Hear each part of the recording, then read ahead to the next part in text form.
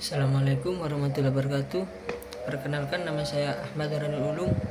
Saya di sini mau mempresentasikan mata kuliah studi al-hadis dengan materi yang berjudul penulisan hadis dalam Islam, sejarah, perkembangan, dan urgensi kodifikasi.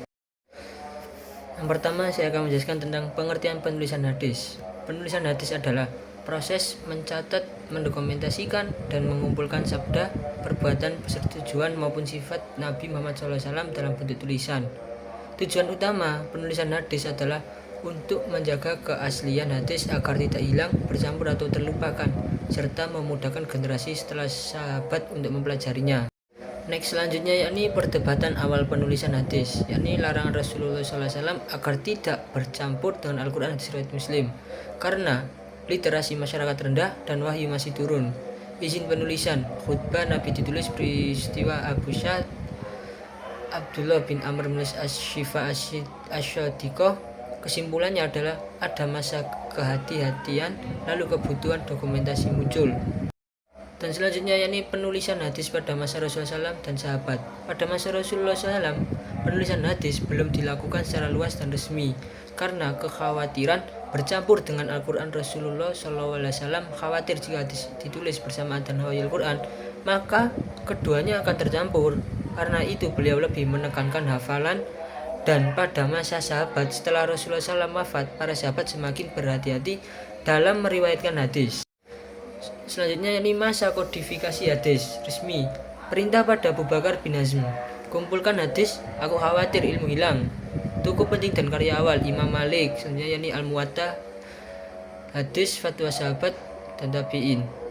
Selanjutnya ini Imam Ahmad, Musnad Ahmad 30.000 hadis. Kitab Sahih Al-Bukhari dari 600 disaring jadi 7.000 hadis termasuk pengulangan.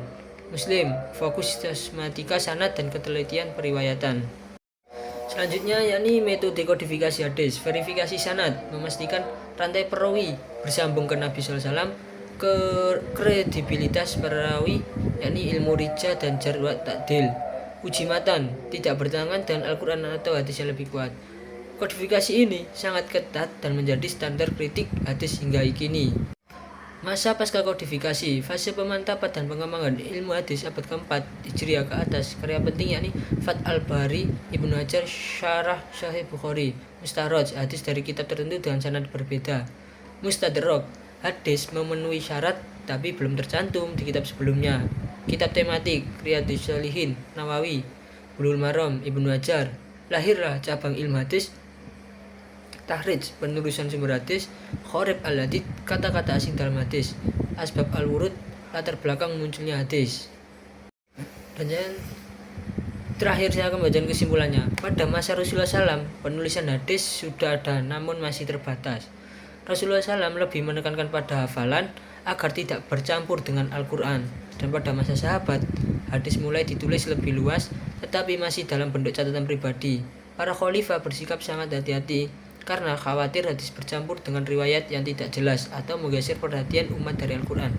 Karena untuk menjaga kemurnian sunnah Nabi, mencegah pemalsuan, dan memastikan ajaran Sallallahu Alaihi Wasallam bisa diwariskan secara otentik pada generasi berikut.